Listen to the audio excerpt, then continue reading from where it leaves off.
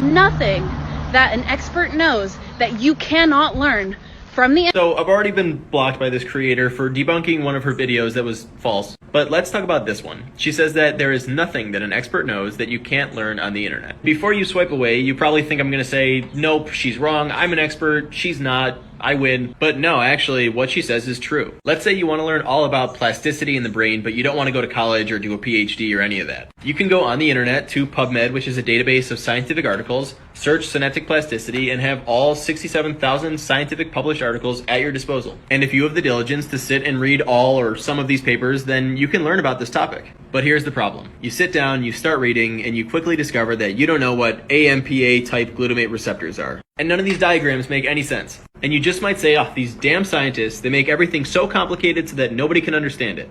And look, is that a real problem, that this is uninterpretable if you're not a scientist? I mean, yeah, I think so. I do think that science needs to be more accessible and clear, and I sincerely hope that my videos can contribute to that. But the reason that you don't understand this isn't because it's designed to be too complicated. It's because biological systems, like the bodies that we inhabit or the brains in our head, are just naturally extremely complex. And unfortunately, it just takes a lot of formal training before anyone can understand something like this. So when she says that anyone can learn about anything on Google, she's not wrong, but the person that's doing the Googling needs to understand that there are limitations in their ability to interpret the information that they find. And if that person finds themselves in a situation where they don't fully understand, they need to be willing to accept that and continue searching, instead of making an assumption about it that could be wrong and then continuing to believe that thing. Or maybe even worse, talking about it on social media and spreading it as if it's true. There is nothing more dangerous when it comes to misinformation than a person who refuses to accept that they don't understand something.